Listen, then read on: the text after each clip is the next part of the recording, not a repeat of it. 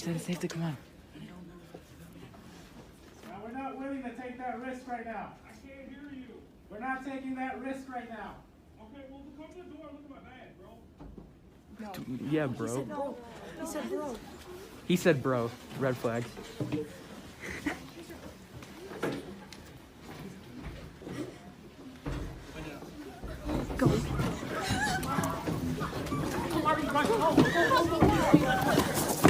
Oh.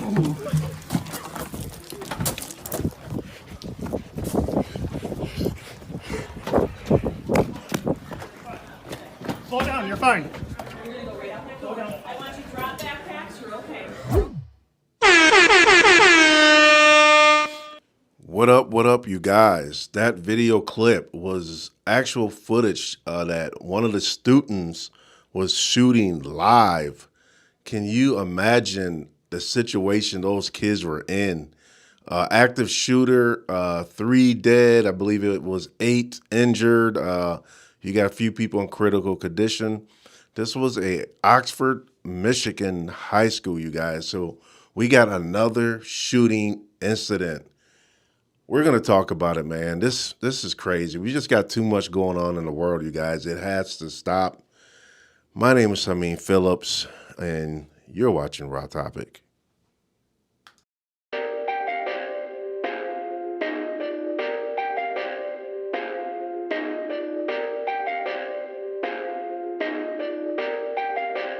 Perfect.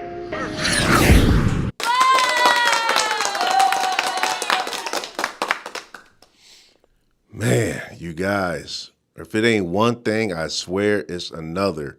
We already got the court cases going on right now for the shooting of Dante Wright. That's going on in Minneapolis as we speak. Jury selection. I do plan on streaming that as well. But I just felt like we had to discuss this situation, another school shooting.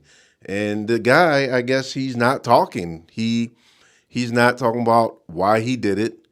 And apparently he got the gun from his father, who just purchased the gun just a few days ago. Let me read this article and let's see what's really going on here.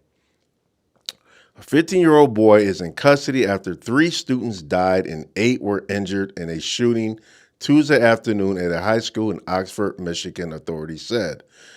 The Oxford High School students were Tate Mayer, 16. All right, I might butcher some names, you guys, so bear with me. Hannah St. Julia, 14, and Madison Baldwin, 17, according to Oakland County Sheriff Michael Bouchard. 8 others, 7 students and a teacher, were shot. Wow, 8 others, 7 students and a teacher. Okay, I didn't think I knew that. All right. Bouchard said they are in critical condition with gunshot wounds, including a 14-year-old girl who is on a ventilator after having surgery. A 14-year-old boy is in serious condition with a gunshot wound to the jaw and head. Jeez. Bouchard said 3 students are in stable condition and the teacher who was shot has been discharged. I think this is every parent's worst nightmare, said Governor Gretchen Whitmer, who added that shootings at schools are a uniquely American problem that we need to address. I agree with that. Why is it that we have so many of these school shootings? This is ridiculous, especially here in America. I mean, what is it? I mean, this is crazy. My heart goes out to families. This is an unimaginable tragedy. I hope we can all rise to the occasion and wrap our arms around the families, the affected children, and school personnel in this community, Whitmer said. There were multiple other non-life-threatening injuries sustained by people as they were rushing out of school, Bouchard said. Most were treated and released at a staging area, he said. The suspect, a sophomore at the school, was taken into custody without incident 2 to 3 minutes after authorities responded to the shooting, Bouchard said. His parents have hired an attorney and have not permitted him to talk to police. Under Sheriff Michael G. McGabb said the suspect is being held at Oakland County Children's Village, a juvenile detention facility, and is on suicide watch where he's being checked every 15 minutes, said David Kotler, the Oakland County executive. Wow. Wow, wow, wow, wow, wow. All right, how the shooting unfolded. Let me read this. Bear with me, you guys. I got some video clips I want to play as well. I just want to give you guys a quick synopsis of what happened here. At a late Tuesday news conference, Rashard gave some more details about the shooting. The semi-automatic handgun recovered by law enforcement was brought by the suspect's father on Friday, he said. The weapon, a 9mm SAG, what the hell? Don't really, okay, I'm going to butcher that. SP 2022 pistol that was loaded at the time. It was confiscated, still contained 7 rounds, Bashar said. A video camera in the school showed that the gunman came out of the bathroom with the weapon, but that it was not clear where the gunman went next, the sheriff said.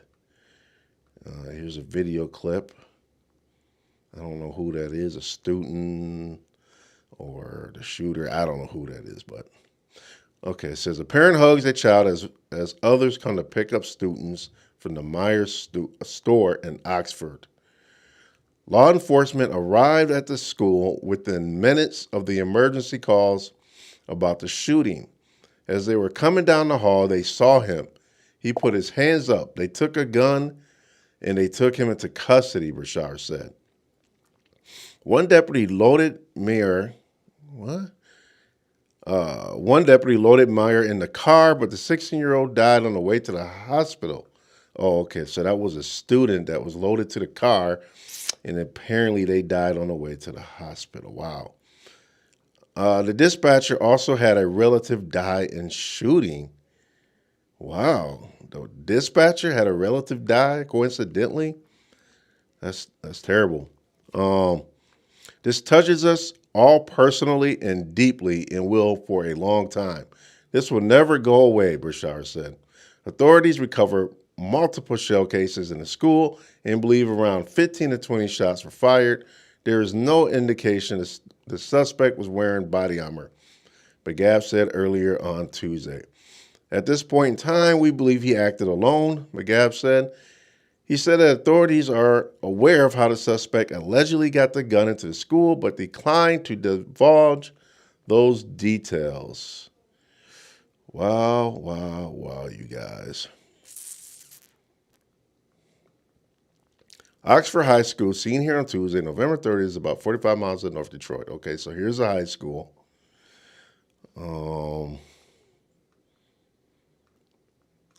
All evacuated students were relocated to a nearby store for reunification with relatives. About 25 agencies and close to 60 ambulances responded. 60 ambulances. Wow. They must have came from all jurisdictions, all counties. That's crazy. According to John Lehman, public information officer for the Rochester Hills Fire Department, the family of the victims have been notified. It is not currently known. Rather, the 3 students killed were targeted, McGaff said. We've done 3 sweeps of the high school to make sure there's no other victims, he said. We don't have a motive at this point in time. We are still investigating that. A search warrant was executed at the suspect's home, McGaff said. Bashar said authorities seized the phone and examining other seized items. While Bashar said authorities were not aware of prior concerns, they are also investigating pictures of a target and the weapon posted on social media by the suspect. Wow, so this dude posted the weapon on social media? Huh. So I wonder why there wasn't any red flags when he did that. Why wasn't the school on some kind of alert? Why didn't anyone take that seriously if he posted that gun on social media? See, we have to look at these little signs and we got to be ahead of this stuff, man. Because this is happening way too much and people are dying, and I feel like we're not watching the signs. But Gaff said the suspect could be charged as an adult but that is up to the Oakland County Prosecutor's Office. Prosecutor Karen D. McDonald said in a statement Tuesday her office has begun the process of receiving information regarding an investigation into the shooting. I was both horrified and saddened to learn about the shootings at Oxford High School this afternoon. My office and I have been in constant communication with the sheriff's office, the Oakland County Juvenile Court, and other government and law enforcement bodies, McDonald said. It is our intent to review it thoroughly and issue appropriate charges quickly. All right, here's all the students being reunited with the parents. Man, that is, can you guys imagine at your school with your children, how freaked out or scary that would be to have your children in this situation and hoping that they're not one of the victims? I mean, this is bad. This is terrible for the families that lost someone in this incident. Parents walked with their children away from the Meyer parking lot where students gathered. Oxford School Superintendent Tim Thorne said at the news conference the shooting left him shocked. It's devastating, he said. Thorne declined to say why there were no metal detectors in the school, but did say that, to his knowledge, metal detectors never came up in conversation prior to the shooting. Wait, Thorne declined to say, wow, so they have no metal detectors at that school? Huh. Well, that's not good. The vast majority of schools in America don't have metal detectors, Bashar said. Wow. Well, they need to get some because we are in some trying times right now, and we need to get them in all the schools. Student recounts barricading in classroom. Okay. So I do have a video with this kid, Aiden Page. Well, he's going to talk about the experience and whatnot. Let me just keep reading a little bit before I play that video. Let me see. I got a comment. Let me look over this comment real quick, and then I'll post it to the stream.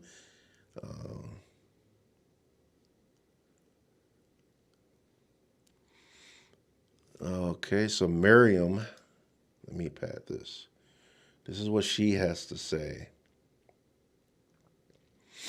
The police, the justice system, in my opinion, currently going through this with my new nephew who was shot in the head coming home from work last year, July 2020. Senseless act done by a criminal and being taken lightly. They take lives and get out in 20 years. Wow. Yep. I agree. I mean, it seems to be that they just feel like there's no life left for them. They have nothing to lose.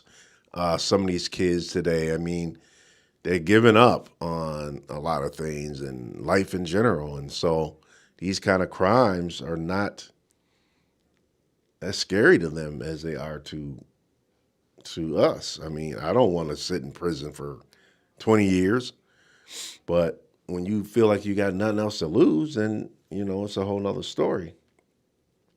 Aiden Page, hold on a minute. What happened to my camera? Hold on a minute.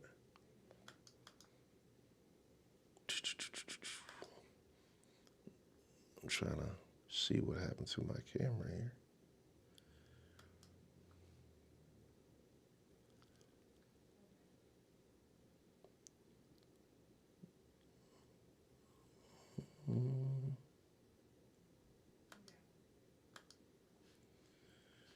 All right. There I go.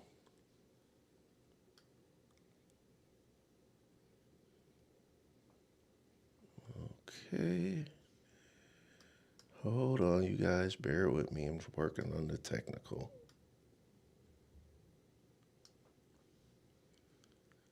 The technical stuff sucks.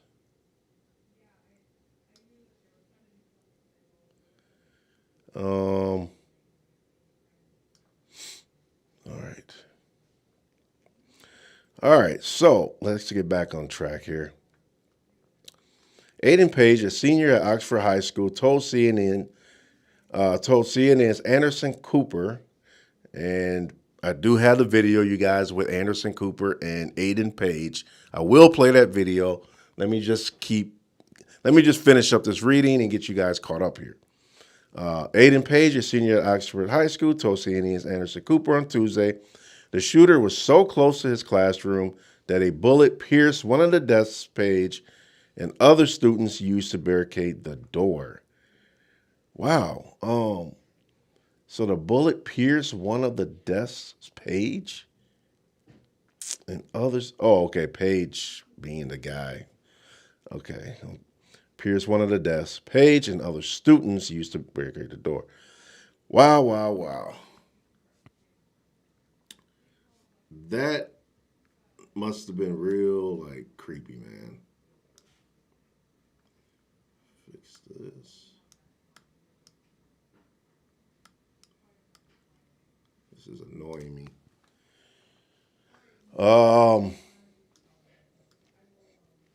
Wow. Why is it? This is getting so annoying. Hold on, you guys. This is killing me, man. Let me just get rid of this. I got like a duplicate thing going on here. Jeez. Technology, man. I got like a lot of these duplicates. What is going on? Okay. All right. So, let me get back to the reading here. Page said everything kicked into high gear when other students and his teachers heard 2 gunshots. We heard 2 gunshots, and after that, my teacher ran into the room, locked it. We barricaded, and then we covered the windows and hid, he said. The class was on lockdown for an hour. Page said during the time, some students armed themselves with whatever they could find. Wow, that's what's up, man. I mean, them kids were like ready to like do what they had to do. If it was gonna go down, they said, you know what, we ready. Like we ain't going down without a fight. So they was armed with whatever they can find, apparently. Let's see. We grabbed calculators, we grabbed scissors, just in case the shooter got in. We had to attack them, he said. Some were crying, some were trying to support others. Others were trying to come up with ideas just in case, Page said. The entire experience was insane, and he contemplated whether he would live through the ordeal. Wow. What's this? Okay, active shooters are new. Huh. The very first thing in my head was, is this actually happening? I'm going to text my family, say I love them just in case, if I were to die. Then when everything calmed down for a second, I was able to catch my breath and rationalize things, he said. Man, that is a creepy experience to have to go through. To try to figure out, like, should you call everyone and let them know that you love them? Like, is this the moment? Do you make that call? That's just terrible, man. It's definitely going to be weird coming back, especially knowing people were injured and a couple of students died as well. President and state officials react to shootings. All right, so I'm not going to read all that. Let's get on with the video. All right, so see if I can find a video with this guy.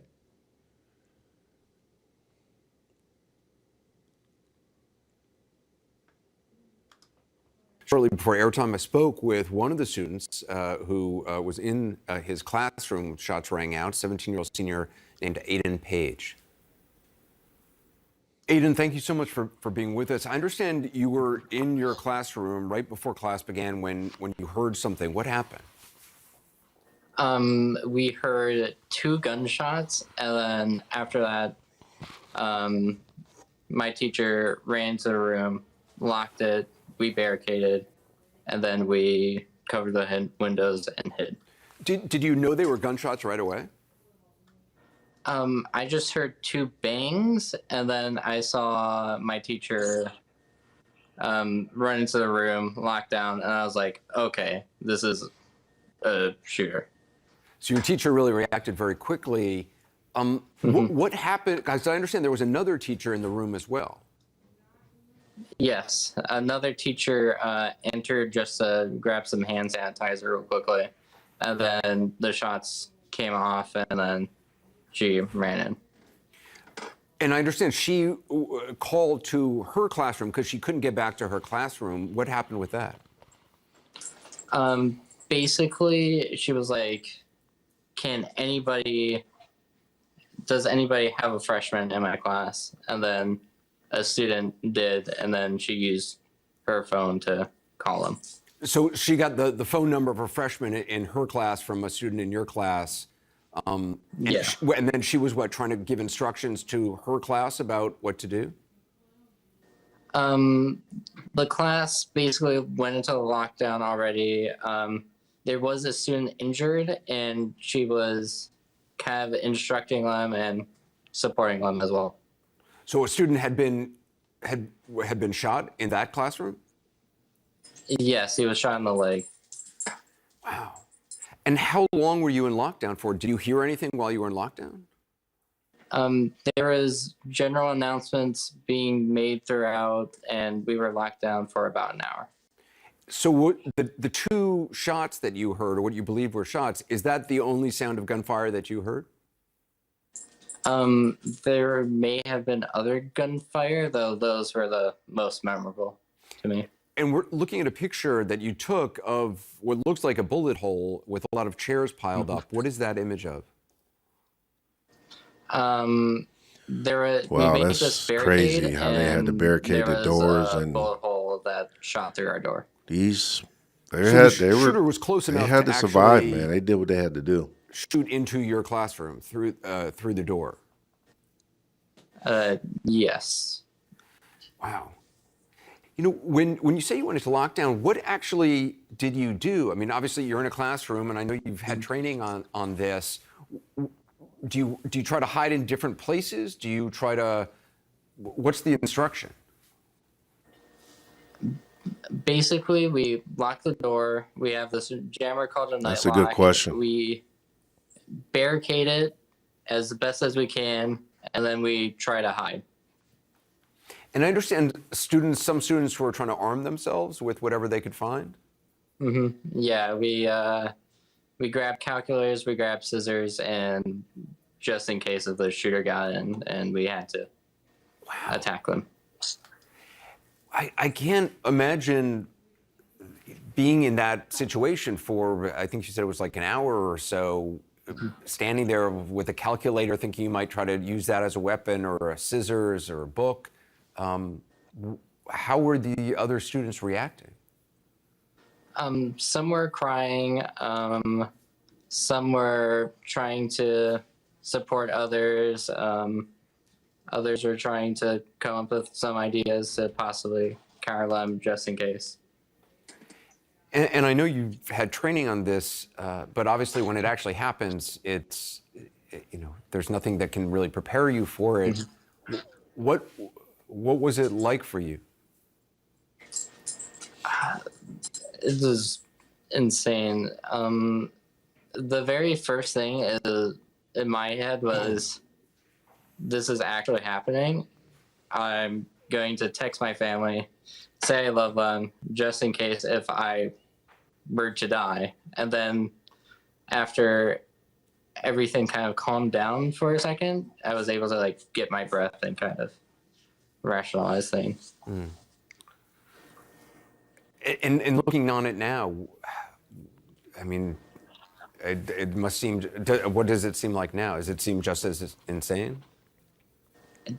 Yeah, it's definitely going to be weird coming back, especially with knowing that people have been injured Yeah, I and mean, that there to are come back to that a few school with students who have died as well. 3 people that died and Well, all these and people I'm injured. so sorry for what you and your I would the other probably students just went through, homeschool. and Like, I'm screw glad it. you're with your family. To And try I to appreciate come you back, taking the time to talk to us. all that trauma, Thank you. that'd be hard. Senior in high school dealing with this. Perspective now from CNN senior law enforcement analyst and former FBI Deputy Director Andrew McCabe, also CNN national security analyst and former Assistant DHS Secretary Juliette Kayyem. Andrew, you and I sadly have talked about these school shootings many times, too many times before. The FBI has looked closely, has done studies of all the school shootings, and a lot has been learned about that. The quick reaction time, it seems like today, may have been a result of what was learned from Columbine and others. When you hear the account from that student, Aiden, what stands out to you? Well, as the father of a 17-year-old senior in high school, I mean, it's absolutely chilling, and it forces me, as I hope it does every American, to ask the fundamental question of why are we putting our kids in the firing line when they go to school? Why? What is it about our country that we are awash in guns? And I say that as a gun owner, as someone who carried a gun for 21 years as a law enforcement officer. But the fact is that our situation in this country with firearms is out of control. And the perfect evidence of that is that our Yeah, man, children we got a huge are problem at risk with when they go to school. firearms. It's just, head I spinning. mean, look It at the really is. situation we Julia, just it's had with the also- I mean, Rittenhouse obviously, look, case, we've the known long about, gun you know, situation. schools having that case, active that charge shooter was training dismissed. for years now. I mean, we need to I've tighten gone our to gun schools where laws. it's I mean, done to this is see crazy. how it's done up close. Just the normalness of this is so extraordinary. That young man had multiple trainings, and they instantly knew what to do. Right. And they took their positions and they grabbed calculators and scissors and whatever else they could with the knowledge They were that ready to fight, they might man. have to fight if the shooter came in. With staplers, right? Let me stop that real quick because I want to say something. The guy, the shooter, actually was trying to infiltrate a police officer and telling the teacher, hey, it's okay, everything's all clear, open the door. And he said, bro. And so that's when the students were like, bro, like, nah, that's not no police officer. But he tried to go as far as like trying to pose as a police officer and trick the teacher into opening the door. I mean, that's evil, man. That's just pure evil. It's crazy.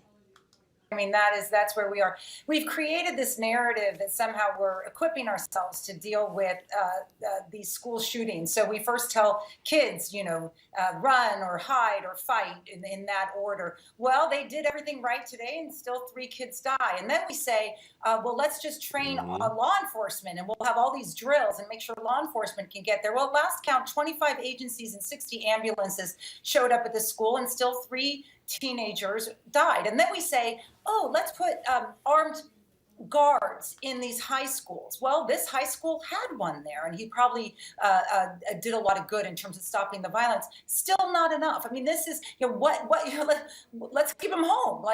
This is the next solution. And so I think just if we just realize now that 5 minutes, everything going right, and we've in terms of response, and we still have 3 teenagers dead, 5 injured, and 1 gun and 1 suspect, and that's all it took. So my I think frustration there's 8 injured now, is McCabe's some are frustration in as critical well. I mean, condition. we can't do anything more at this stage. Well, also, Andrew, I mean, you look at, again, I go back to that famous FBI report, and I don't have it in front of me. I haven't read it in a couple of months, but as I remember, most deaths in all of these shootings take place within the first several minutes. I mean, the killings take place immediately. That's why a quick reaction from police is so essential. But as Juliette said, I mean, 5 minutes from the time the 911 call goes in to the time of the apprehension, that's incredibly fast. And yet, all the lives have already been lost. Every one of these incidents, Anderson, we study and we learn and we get better, right? So Virginia Tech years ago pushed this issue of getting the first responders to actually enter the building with long guns to be able to fight back, that sort of thing.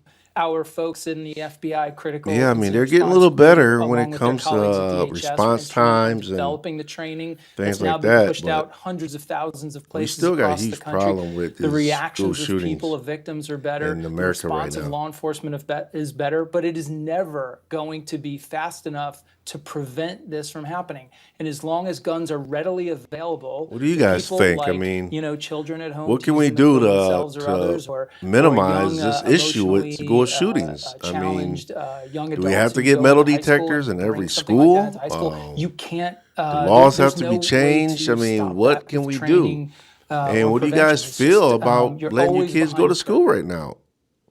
I mean, we got coronavirus going on in the schools. Is it better to just homeschool at this point?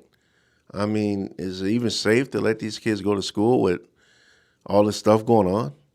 What's your thoughts?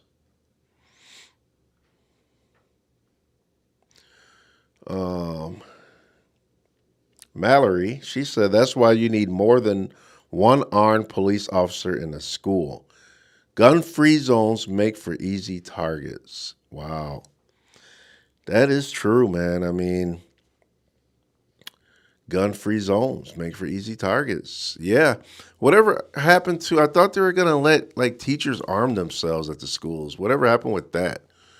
Was that a law that was passed that teachers can arm themselves? I know they were saying like a couple people in the school should be assigned to carry a gun, a couple teachers or something for a situation like this. I don't know if that was just talk or if that was something that actually got passed.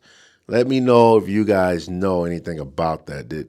Were teachers ever approved to carry guns in school for these kind of situations to be able to protect themselves? Mallory says this is every mass shooting. Common denominator is they are gun-free zones. That makes a lot of sense. I mean, I can agree to that. What about you guys? I mean, what else you guys got to add to this? What else could be the reasoning that these things are happening? Is it like kids being bullied still? Is that why we see so many of these school shootings? Because kids are being bullied or what? I mean, what's going on in America where we have this problem like more than any other country? Mallard said, no, it wasn't. Teachers should be allowed and no one should know which teachers are carrying. Okay, so you're talking about the gun laws for teachers to be able to arm themselves. You're saying that it was not passed that teachers could have a gun. Let's look at the press conference, you guys. There was a press conference about this yesterday. Let me see if I can find that.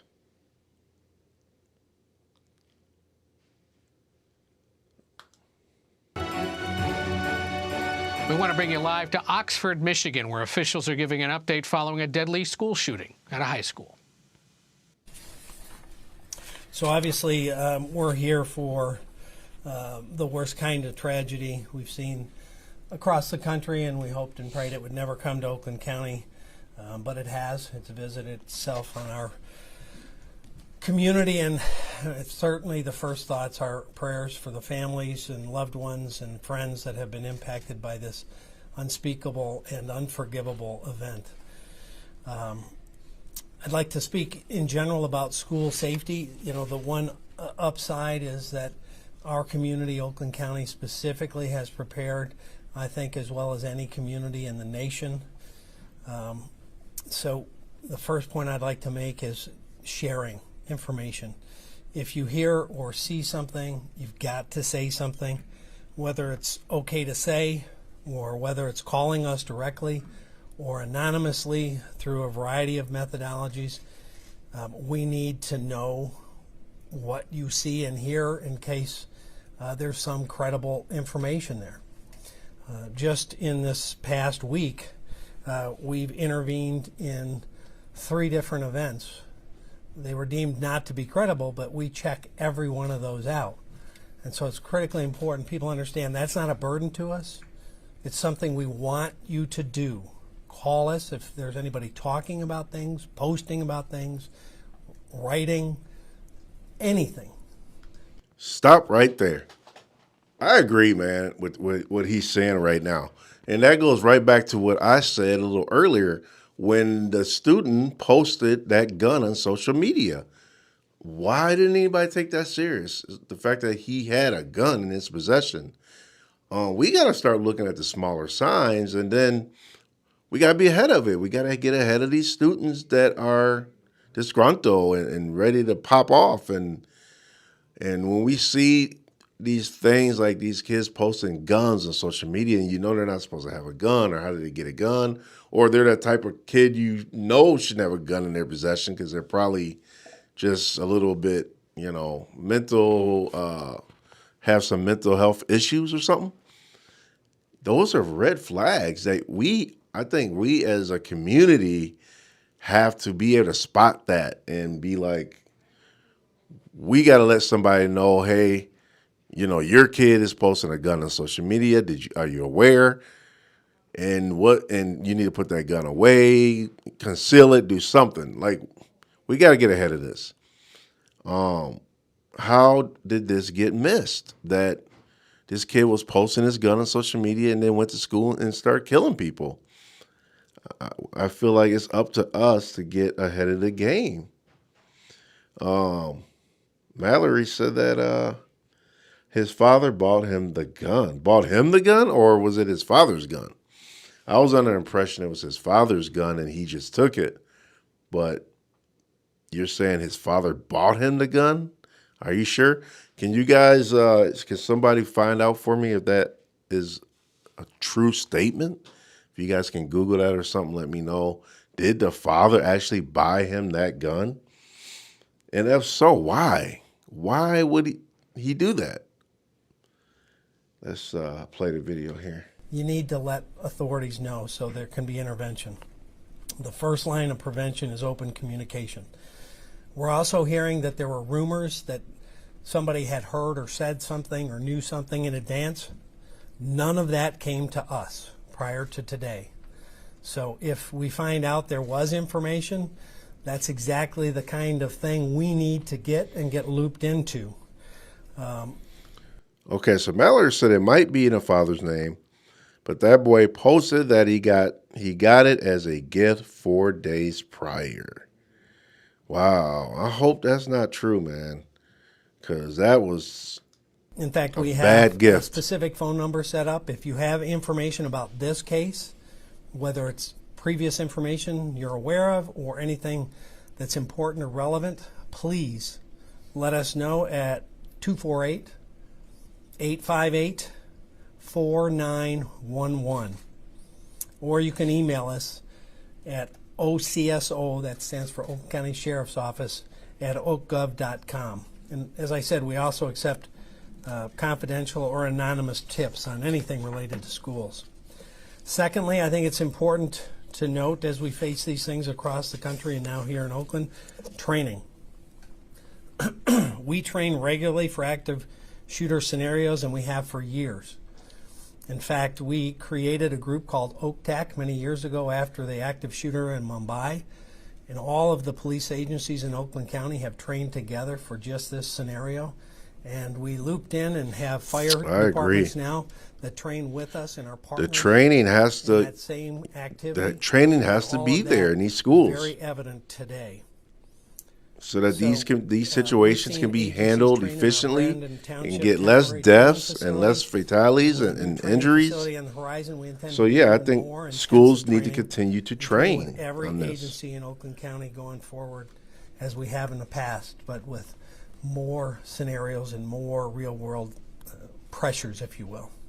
Third, after other school shootings around the country, you saw in some scenarios where the officers or deputies didn't go in. They staged or they waited outside.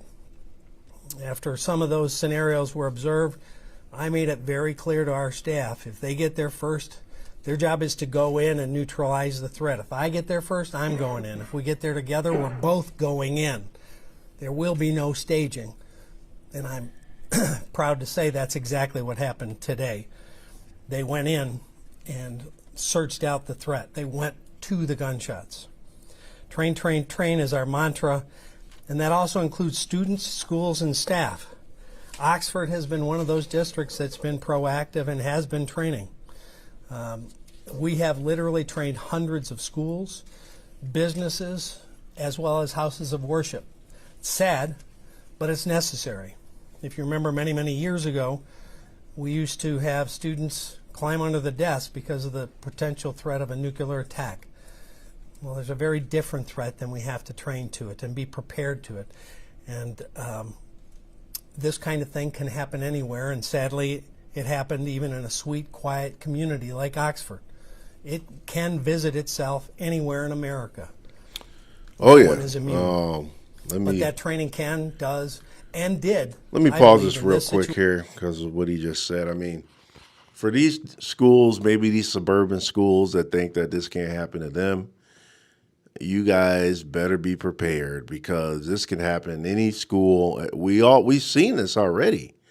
We've seen this happening to schools that you would never have guessed. It even happened in an elementary school at one point. I can't remember what the school was, but it was the littlest of kids, preschool, elementary kids, suburban neighborhoods, you name it. I mean, there is no discrimination on where this is happening. So, yes, I think all schools need to realize that it could be their school where this situation could go down, and the schools need to be ready and prepared in case it does. Let's play it. Save lives. So, specifically to this case, on November 30th, our dispatch center received in excess of 100 phone calls in a very short period of time. Their professionalism in responding to that, handling calls, and getting relevant information to get out to our deputies was a testimony to their excellence and professionalism. The high school has approximately 1,800 students, and cars were dispatched at 12:52 and arrived minutes later. Within 2 minutes, 2 to 3 minutes of their arrival, they had a suspect in custody. The first deputies on scene were joined by about 100 other deputies from the sheriff's office, and shortly thereafter, almost another 200 from area agencies, including numerous fire departments. I'll give you a very detailed list of who showed up so you can understand the partnership and the training that has gone into being prepared for a situation like today. The deputies removed from the suspect a 9mm Sig Sauer SP 2022 pistol. It was loaded at the time and still contained 7 rounds of ammunition. When they took Let me unmute myself. Sorry about that. So what I want to say about that is the guy's gun was still loaded when they took him into custody. This guy's lucky he didn't get his head blown off, man. A lot of these situations where these kind of things are happening, you don't make it out. The gunmen usually either kill themselves or get killed. I mean, the fact that this kid was able to walk out still and not get killed by the police after killing 3 people and injuring like 8 and having a loaded weapon, he's lucky. He's lucky he even made it out. Let me keep playing this here. From him, he had a loaded firearm and he was coming down the hall. That, again, I believe, interrupted what potentially could have been 7 more victims. Arriving deputies and officers from other jurisdictions searched the school and evacuated injured students and staff, along with others that were uninjured but clearly panicked. Responding deputies reverted to their active shooter training that we talked about already, deploying throughout the building and searching for additional assailants, because obviously at that point we didn't know if it was one or multiple assailants, while rescuing victims with the assistance of our partner fire service agencies.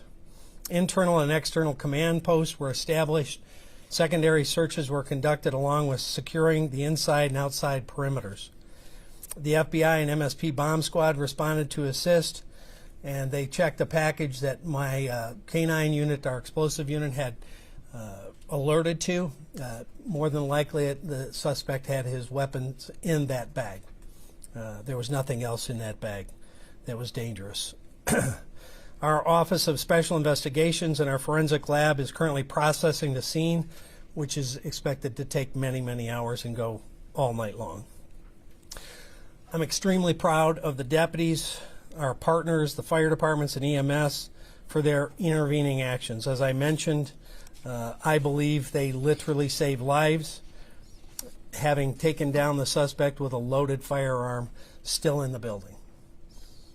I also want to underscore the impact on our team and any team that faces something like this, and how proud I am of them and anyone else in these situations. One of our deputies, because of the severity of wounds, loaded up one of the children in his car, and sadly that child died in the car. One of our employees who was in the 911 center as part of the team taking the emergency calls had a relative killed in the attack. And so this touches us all personally and deeply, and will for a long time. This wound will never go away, and we understand that. But we also want the community to know that we're here for them, and we will leave no stone unturned in determining all the things that led up to it and making sure that this investigation is full and complete before it's turned over to hold this individual accountable. As of right now, we have tragically lost 3 students, a 16-year-old male. You'll have the names of the deceased. The families have been notified. He died in the patrol car on the way to the hospital. 14-year-old female and a 17-year-old female. Wow, that's Another sad, 8 man. people These were kids injured, are too 7 young students and 1 teacher. to have to go through that. Victim number 4 is a 15-year-old male. He's in critical condition with a gunshot wound to the head. Victim number 5 is a 14-year-old male with serious condition, jaw and head gunshot wounds. Number 6 is a 17-year-old female. She's stable with a neck gunshot wound. A 15-year-old male, stable with a gunshot wound to the leg, the left leg. A 17-year-old male, stable condition with a hip gunshot wound. A 47-year-old teacher who has been thankfully discharged. She had a left shoulder gunshot wound that appears to have been a grazing wound. Tragically, we have a 14-year-old female who's in critical condition with chest and neck gunshot wounds, and she's currently on a ventilator after surgery. So it's terrible. It's looking very tough for this young girl. I hope there's no more Our fatalities. 11th victim, I hope everybody is a pulls through. 17-year-old female. She's in critical condition with a chest gunshot wound as well. There were multiple non-threatening life injuries from students as they were rushing out of the building, obviously evacuating. They got hurt. Most of them were treated and released at a predetermined staging area, and our thanks to Meyer for assisting with that and being involved in reuniting students with their parents. On-scene counseling with our chaplains was made available to the staff, students, and certainly the families. And I have assigned a deputy to each of the victims' families to be with them as long as necessary, so that they ensure they get the information they need, the comfort they need, and the protection they deserve.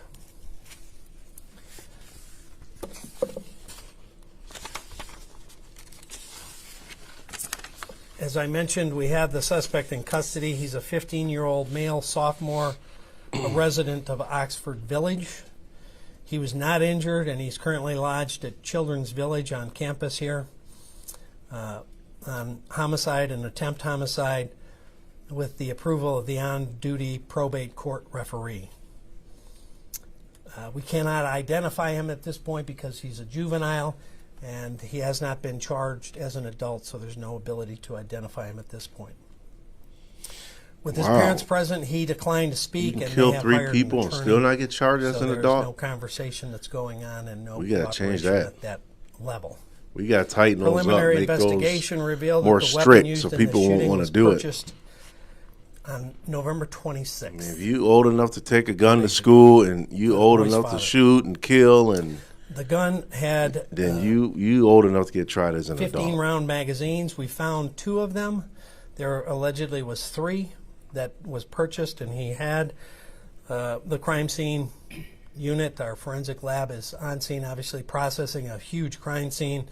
More than likely that 3rd magazine will be found there. At least 12 rounds, we know. That's a preliminary number based on casings observed on the ground and part of the active scene that they're now processing.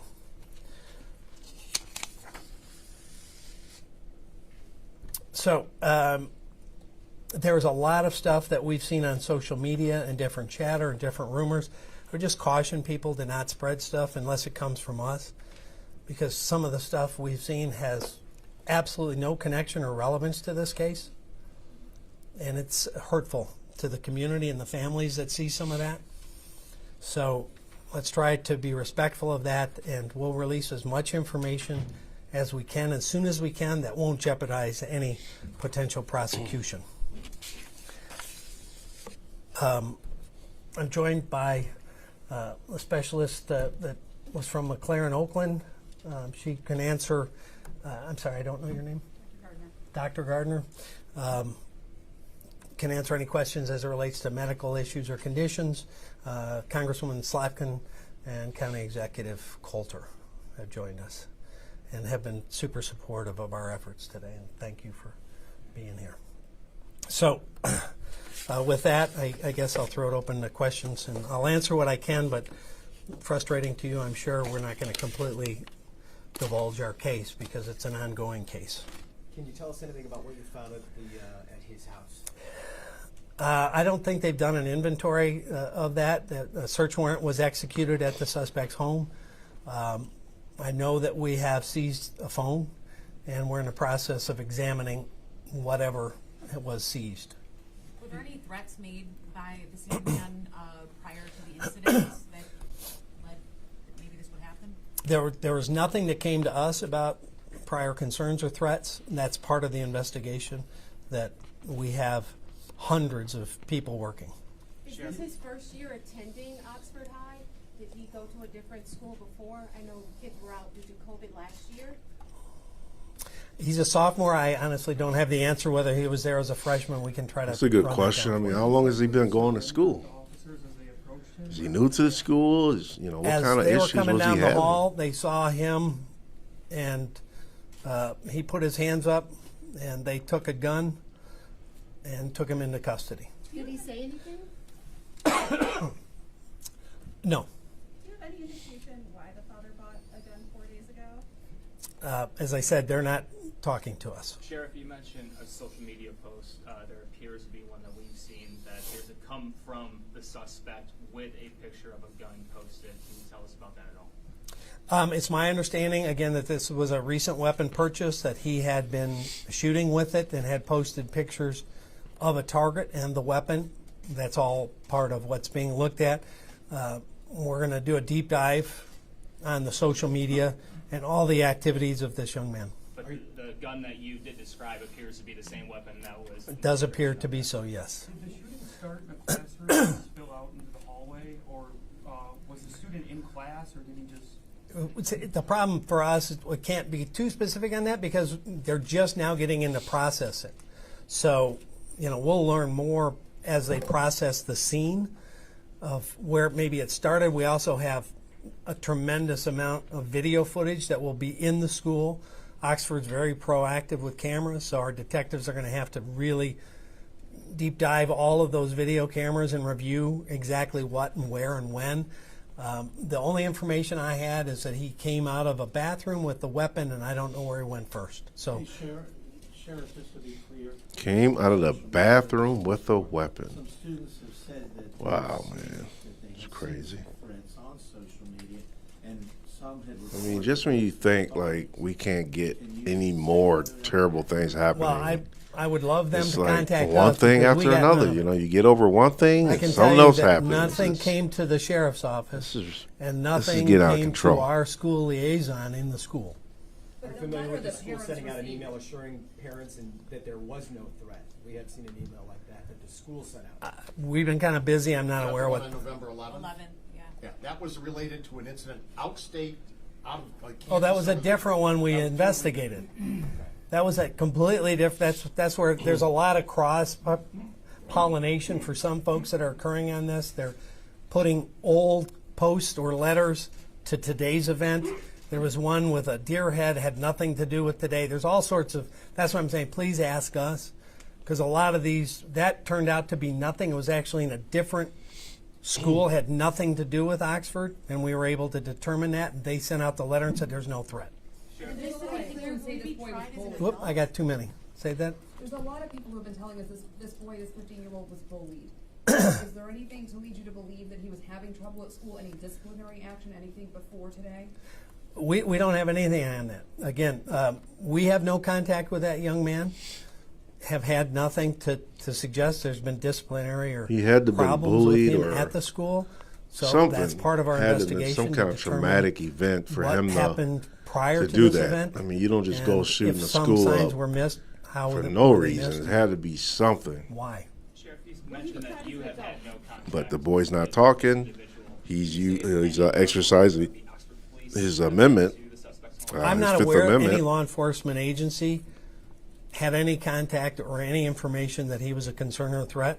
We have not been told that by any agency. Now, social media says different things, but that's part of the investigation. At this juncture, has the department or any other authorities received any credible tips in terms of motive or possible warning signs? Nothing at the moment, no. And he hasn't spoken, and obviously that's the best place to get motive. But he is under a lawyer with his parents' refusal to allow him to talk to us. What about the victims? Were they targeted? The charging decision, so I'll back up a little bit. Once we complete the totality of our investigation and wrap up every loose end, that will be presented to the prosecutor for charging determination. Sheriff, what about the victims? Were they targeted? Was it just totally random? That will be part of the That's a investigation. good question. Again, like, we don't know did he where target went first or anybody? why. He didn't Was the tell people us. that he And so shot we're gonna actually the people he wanted to shoot? hundreds and hundreds of or hours was he just reviewing out the to videos get of the whoever school to he look could at get? his movements to see So, if there's any you know, pattern that's to the it, question or if there's that any past history to it. I think a lot of That's all people want stuff we've answered. gotta look into. You mentioned he came out of a bathroom. There are no metal detectors. Sorry. You mentioned he came out of a bathroom. He came out. I believe he didn't come out firing. He came out with a handgun. Was that seen on surveillance video? Or Yes. Someone, okay. Was the suspect trying to get into classrooms where students are barricaded by pretending to be an officer? We're told that that's the case. We've obviously got literally thousands of interviews to do. They were in lockdown. That goes to the training. The school district had been trained. The students and teachers had been trained. Going in a lockdown and how you go into lockdown is critically important. One of the things that we brought back to our agency after I got a very detailed debrief on Parkland was what you call the safe portion of a classroom when they're in lockdown that can't be seen. And those kinds of things were all stuff that we taught different school districts. They went into lockdown. I know they barricaded doors. In terms of whether he was doing that, that will be part of what we have to investigate. How brave were those students? Well, I think everybody was brave in this situation, and they reacted with the training and with the wherewithal that I think saved lives. Tragically, we've had lost lives, and we had people very seriously hurt. But again, had there not been intervention by our deputies with 7 rounds in the weapon and the students and teachers locking themselves down and barricading doors, we might be, if it's possible, in a worse situation. Stop right there. Yeah, I agree, man. The fact that they did have somewhat of a plan that worked, barricading themselves, clearly kept that shooter out because he tried to get in. He tried to pretend to be someone of law enforcement and say, hey, it's all clear, come out. And they didn't fall for it. So the barricading and just having that plan, I think in this situation, that worked. It kept a lot of people alive. So I think it's really important for schools to go through these type of training and exercises in the school system because of what we are going through right now with all these shootings. And because this school had somewhat of a plan, it did keep a lot of people from being fatalities. So I gotta say, I do agree with that statement. Do we expect the arraignment as early as tomorrow? It's hard to say. We've got to get enough of the basics done before the prosecutor can make an informed charging decision. What are the chances the parents could face any charges? That will all be up to the prosecutor. Ultimately, we're going to present everything, how it played out, and whatever applicable thing I presume they'll charge, we certainly want it charged. Do you have an anticipated timeline for when the investigation might be complete? I can't even guess. I don't know what they're going to find in the school. I mean, it's going to take a tremendous amount of work to go through the school evidentiary, our forensic, and our crime lab, and it's going to take hundreds of hours to go through videos. And then we have to individually interview everyone that was in the school. So you can kind of see the Herculean task that is. Stop right there. Let's see what Mallory thinks. And if you got anyone else has something you want to comment and say, feel free to do that. And share your opinions, you guys, of what you think the shooter was doing or the school should have did, whatever your fears of this happening to your school, whatever you got, let's talk about it. Mallory said, personally, I believe his intended target was in the classroom. He tried to get into. It happened way too fast, so for him to single out that bathroom near the classroom is suspicious to me. Oh, wow. Yeah, that's a good point. It happened way too fast. Yeah, I guess I didn't really think about that, but yeah, so you believe that I believe his intended target was in the classroom. Wow. So you think that the person he wanted was in that room. It happened way too fast, so for him to single out that bathroom near the classroom is suspicious. That's a good point. I like that. I like that the gears are turning here. Trying to kind of get an idea of what was his mindset. And it sucks that the guy's not talking, that the kid's not talking, because we don't know why he did it. He's not saying why he did it, and we don't know. So that's not helping. But I do think that's a good assumption, Mallory. What do you guys think about letting your kids go to school right now in these times? I mean, we got so much going on in the world, you guys. Now we got the new variant of the coronavirus as well. And now we're worrying about school shootings still. Is it even worth it to send your kids to school?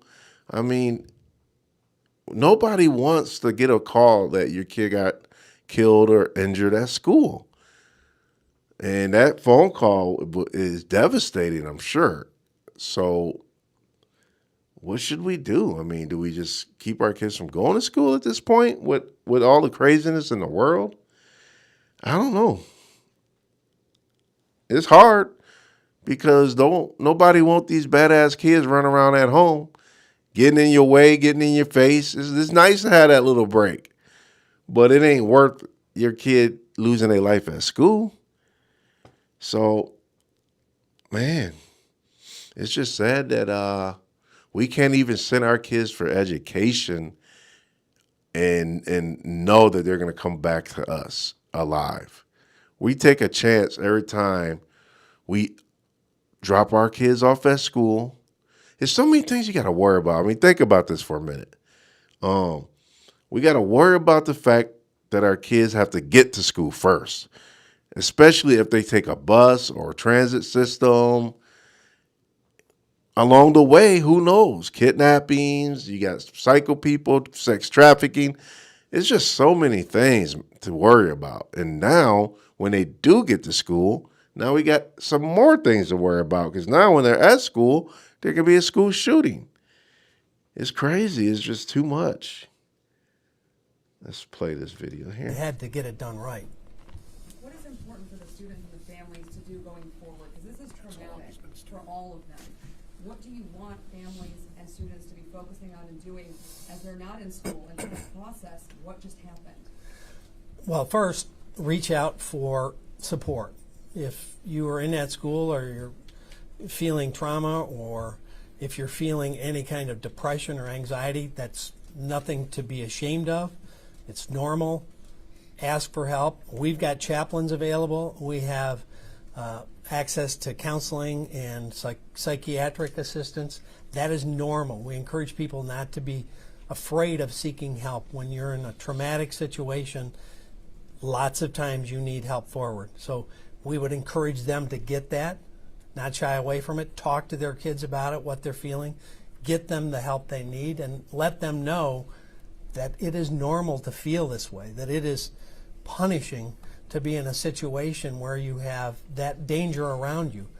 I've been in a lot of terrible situations and seen a lot of deaths, and it never becomes normal. And if you've never been around it, it's even worse. So that would be my first thing to family and friends. Get help. Don't be afraid to ask. Secondly, again, be aware. If you see something, say something. If you're in any other school or this school, that is our best preventive method. Is to share I agree. I think people have to speak up, send somebody out to try to prevent. Like I said about the implausible. Let me pause this real quick. Yeah, Yeah, like I said about the fact that he was posting that gun on social media. If you see something, say something. If my kid was posting a gun on social media, I want to know. Because obviously I don't know if he's doing it. But if somebody knows he's doing it, tell me he's doing it, so I can get a heads up that this kid has a gun. This should never have gotten this far. Someone should have been like, look, your kid's on Facebook, whatever, flashing a gun. What's going on? What's up with that? Is he okay? The parents should have got a heads up. Somebody had to have seen it. Why didn't they go to the parents with this? Why did it take for him to kill people for people to pay attention? It's like we have to, as people, as community, we have to be all ears and eyes for each other and look out for each other and just try to avoid these situations. This case, one of the cases we interrupted was a 6-year-old that had talked about shooting somebody at school, and another 6-year-old heard it. A 6-year-old? And told their parents. The parents didn't dismiss it and told the school. The school didn't dismiss it and called us. We had deputies that stopped that 6-year-old on the way into a school with a gun. What? Never dismiss it. We are always much more interested in checking anything out. How did a 6-year-old get their hands on a gun? Thing like happened today. Can you imagine? Can you imagine your 6-year-old shooting 10, somebody years ago. If you remember and being the case in that of kind Flint, of where that the kind of 6-year-old shot and situation, killed that kind of someone? trouble? It was about a month before that. All because they're interrupted. confused and they're not, people aren't telling you and communicating, and man, that's crazy. I think, you know, I'm very involved on the national level, and I would put Oakland County's cooperative training. Yeah, Mallory, I police and agree, fire man. Just parents that are the top tier of anybody just in the not country. involved. Obviously, OCAC, as I mentioned, was created in response to Mumbai, that we have to better train together so that there's no hiccup and no moment where you have to go, what are you going to do when you go through the door? Okay, I'll go right, you go left. They have to know immediately, hand in glove, we're going in and we're doing this almost dance to immediately go save lives. And we're going to look for that threat, and everything else is secondary. Because every second you wait, that person could hurt another person and another person. This So you is gotta true. go to the He gunshot is and talking you gotta facts, interrupt man. it. And that's what they did today. I was actually referring to the training you do with the schools, though, with students and teachers. I've had multiple teachers and students say they've had a lot of training. Is that normal for a school district, or do you guys do more in Oakland County? We try to do more than anybody. And I reach out to them, the school districts, to houses of worship, to businesses. I've even done 2 or 3 at one of the local TV stations, because we believe that training helps you better prepare for the unimaginable. And the other thing I'd say this is, we don't want people to be paranoid or frozen with fear. Let me pause this for a minute. I think that these schools maybe are getting too laxed. You know, when a shooting doesn't happen in 6 months to a year, schools don't worry about it as much, or they think that maybe it's past, or they get laxed. And I feel like with this thing happening so much, these school shootings, we cannot be laxed. We have to be prepared. We have to be trained. We have to be ready.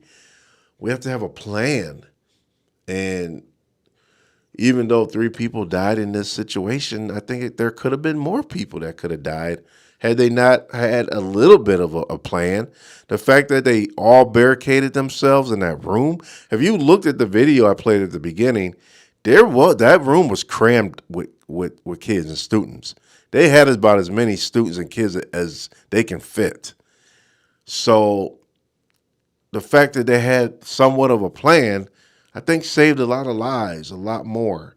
And the kid did try to get in that room, but he couldn't get in. So they must barricaded it pretty good there.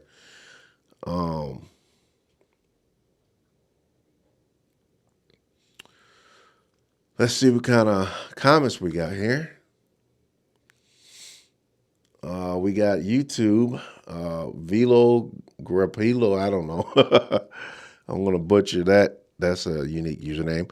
But he said copycat attacks will occur. Wow. What do you guys think about that? Like, why would somebody want to copycat a school shooting? Like, what is that? Like, who wants to, is that a goal or something? Or, yeah, I don't know. Why do you want to copycat a school shooting, though? That's crazy. If that's the goal, you know.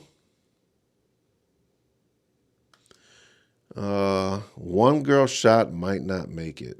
Yeah, I think you're talking about the girl on the ventilator. Yeah, they said that she's having, you know, that it might be a little rough for her. She's, it's very difficult, but I hope she makes it, you guys, or else we got a 4th victim. Mallory said that, let's see if I can pull that in. This school has 1,800 students and 1 police officer on campus. That's insanity. I agree. 1 police officer and 1,800 students. What is that? Well, is it not enough funding to get more police officers in the schools? Because how is 1 police officer going to be everywhere he needs to be if there is an active shooter? We got to fix that. Like, they have to make sure there's at least, if you're gonna, you know, if you can't afford the budget, at least 3 officers in a school, because 1 officer is just not enough. It's not. All right. Thanks for subscribing. I appreciate that. What else we got here? Mallory said we have had multiple school shootings since Columbine. They are all copycats. We are past that. Yep, Columbine, man. I remember that. Those were the guys in the trench coats, right? I believe, with the long guns. That was one of the very popular school shootings because of just the way they did that shooting and the way they planned that. That was terrible. And the fact that kids want to copycat something like this is sickening. It's sickening. And we got to have better goals for the kids out here, better things to want to copycat than a school shooting. Not good, man. Mallory said 1996 or 1997, I believe. Yeah, that was a minute ago, man. I remember it, though. And it was devastating when that happened. But it was definitely one of those shootings that sticks, because it was the way they did it was just sickening, and it was rough, man. I remember that. Let me play this video, see what he's saying here. Want them to be prepared and situationally aware. So what I tell people is, like, when you go into a theater, when you sit down, look to see where exits are other than the one you came in. Yes. Not just for an active shooter in a theater, which Yes. we've seen around the country. Stop right there. I like that comment right there. Keep, in other words, keep your head on a swivel. I like how he said know where the exits are when you go to sit down. And I do that. Like in public, when you go somewhere, the first thing I do, I go to a movie, I'm like, all right, if something goes down, which way am I going? Am I going this way? Am I going that way? Which is easiest to escape a situation? And you can't get too comfortable, man. If you guys are too comfortable out here and you're in one of these active shooter situations, you might get got if you don't got a plan, if you're not keeping your head on a swivel.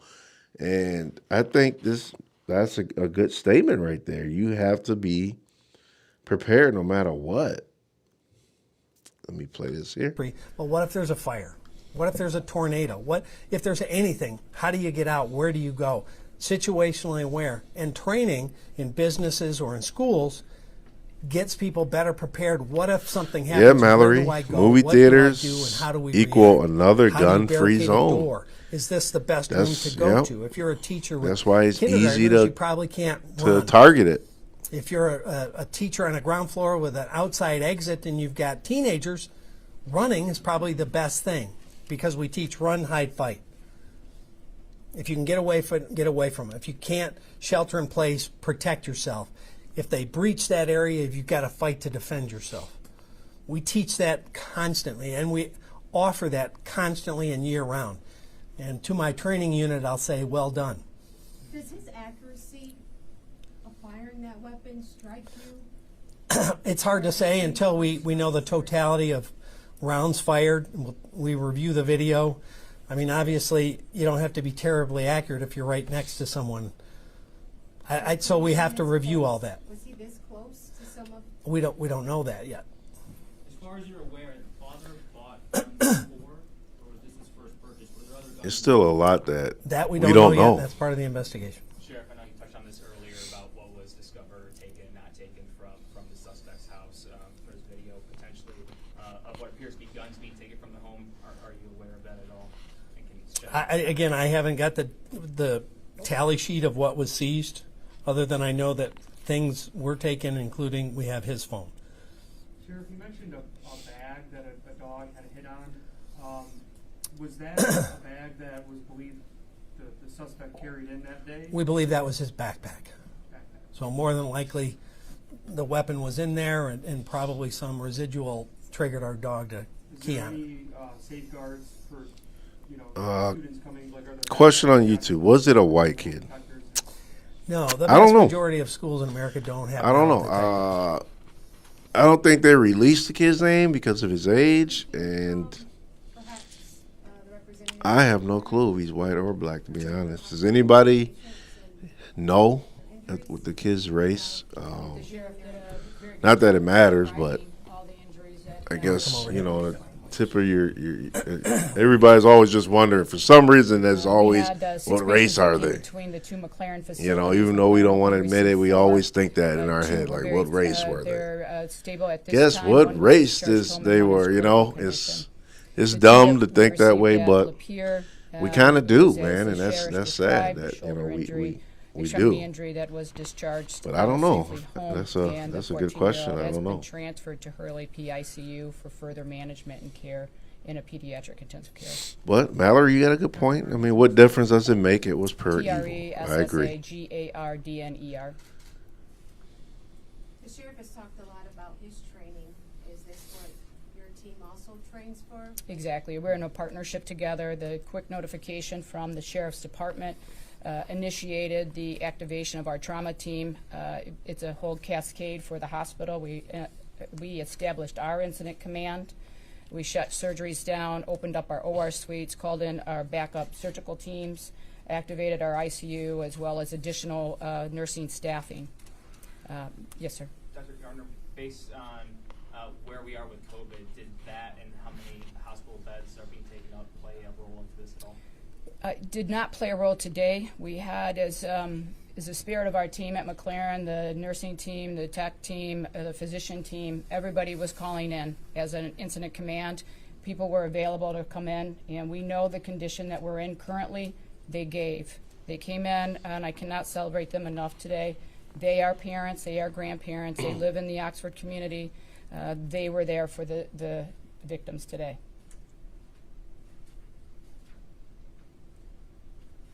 Anything else anyone would like to share that we haven't already asked? We obviously appreciate your time. Any leads on a motive? Yeah, as I said, the person that's got the most insight of the motive is not talking. So if we find anything in any of the evidence that we've seized, whether it be a phone dump or any evidence that was seized from the home, obviously that leads towards motive, that will be something we're very much looking for, since we're not getting... So to clarify, you guys have hit the suspect's phone and you're searching it for evidence? Yeah, we have a search warrant for both the home and evidence related to this, and certainly that's going to be deep dive our computer crimes unit. The luxury that we have is we have some amazing talent in-house, our computer crimes unit, our forensic, our crime lab. So many different folks are trained and stepped up right now. They can name the victims, but not the scumbag. Yeah, ain't that something? That you can't even name the shooter, the murderer. That the residents of this county and this state can be proud of the job that our first responders, starting with our sheriff's department, did today. The work that they did was outstanding, and I can't congratulate them and thank them enough on a really, really difficult day. Today, 3 precious teenagers have been taken from us, and another 7 students and a teacher were wounded. But in a larger sense, there are no unwounded students or staff today. Everybody in the Oxford community, the Oakland County, and frankly the United States has been impacted by this tragedy. Tragedies like this is true. Rip away at our security.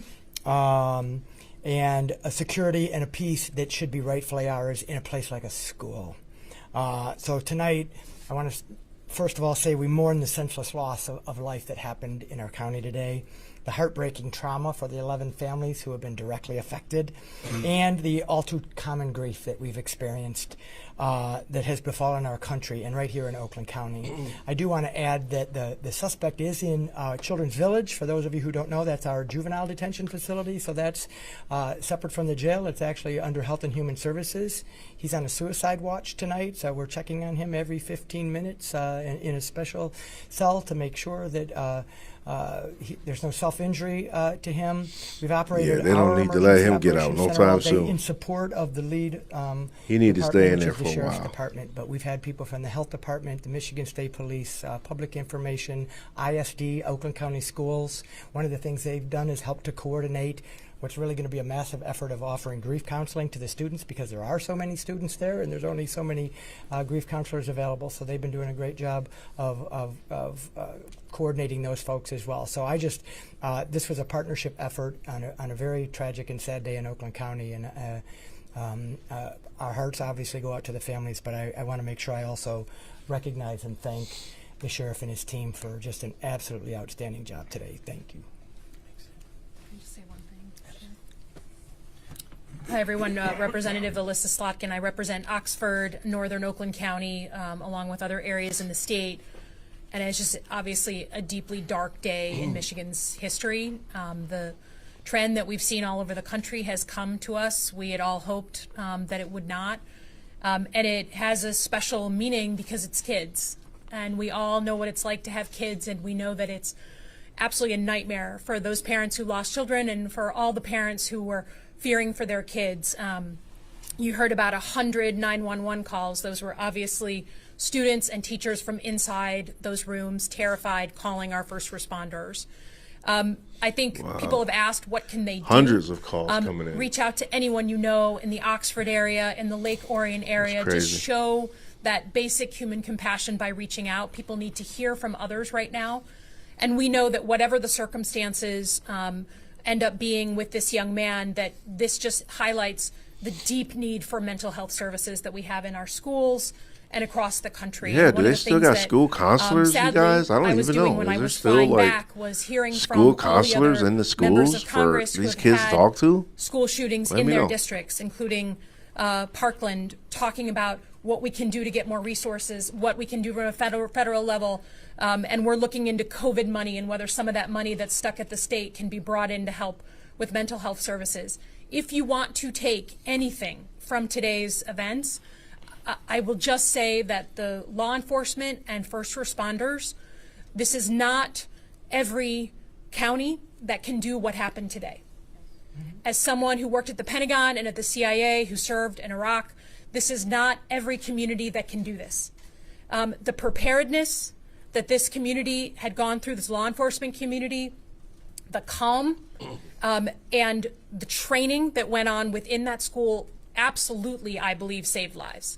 And I think we shouldn't take that for granted. I want to just note, on a personal note, this morning my team was asking me to sign off on a recognition for Under Sheriff McCabe, who was on site and in command during the actual incident today. He is retiring in short order, and I was signing off on his recognition from Congress.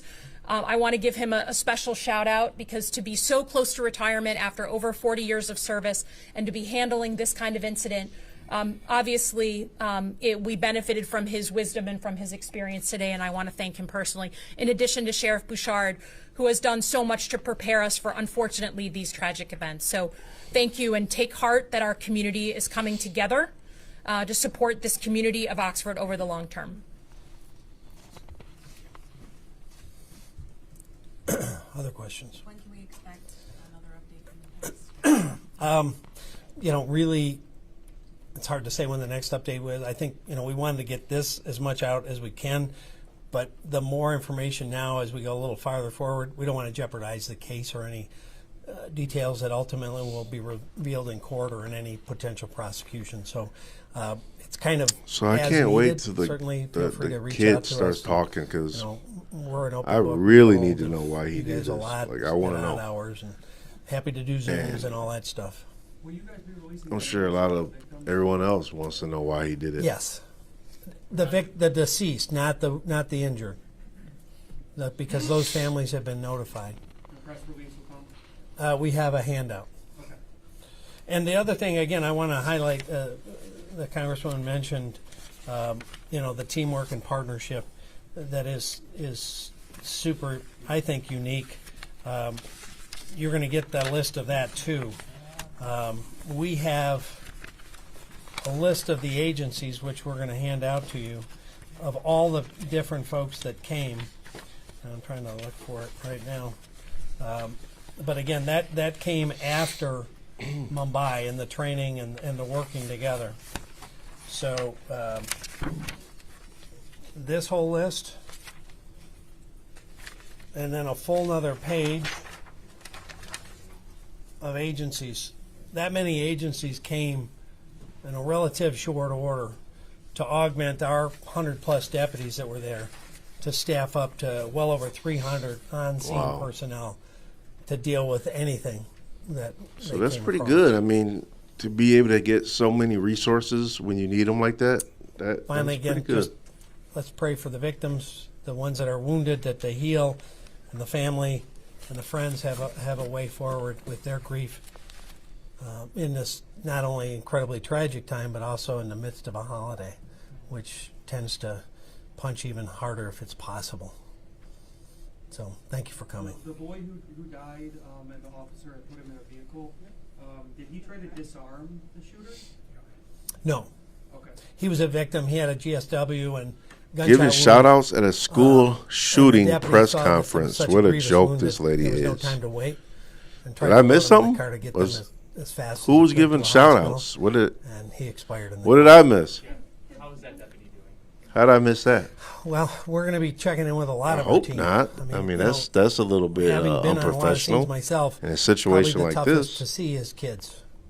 I mean, there's no such thing as a homicide that doesn't affect you and you don't remember the rest of your life. But a kid, hits you in a way that I think it was mentioned that everyone, resonates with a child, that the promise of that young life, and they begin to associate that with their own children or nephews or nieces. And that's one of the challenges, that when we're operating in one of these moments, that we have to block that out and function. But afterwards, that's going to come flooding in. And they're going to wake up or not go to sleep tonight because of that thought. And we're going to make sure that they get what they need. Is Tate Meyer number 42 on the football teams? I don't know. I don't know. Thank you. Thanks, Sheriff. Thank you.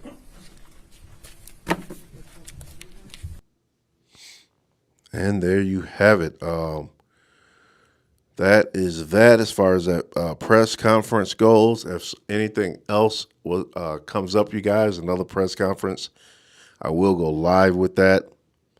But I just wanted to come on here and bring some light to the school shooting, make everybody aware that this is still out here happening. Also, you guys, if you're not already following me, go ahead and follow, hit the alert bell, all that good stuff, because I also plan on streaming the trial with Dante Wright. I know right now they're doing jury selection, and for me, jury selection isn't really part of the trial. I don't know. It's not that exciting for me, but who knows? Maybe I'll do some of the jury selection. I don't know. But I do plan on streaming the Dante Wright trial with versus Kimberly Potter. I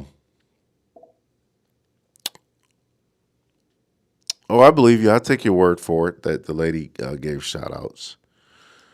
I just missed it, I guess. I don't know. I guess I didn't expect for her to do that, so I guess I just missed it. But I'll take your word for it.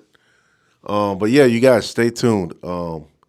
Maybe tomorrow I'll come back and stream the Dante Wright trial, and I'm gonna be doing a lot more streams. So follow me, you guys. Turn on your alert notifications because I will be back, and I want you guys to give me some more input. Give me your feedback, engage, all that good stuff. Let's talk. There's a lot of things going on out here, you guys, and let's talk about it. So until the next time, you guys, remember, if you can't come real, at least come raw. I will see you guys real soon. Thanks for tuning in. Peace out. Perfect.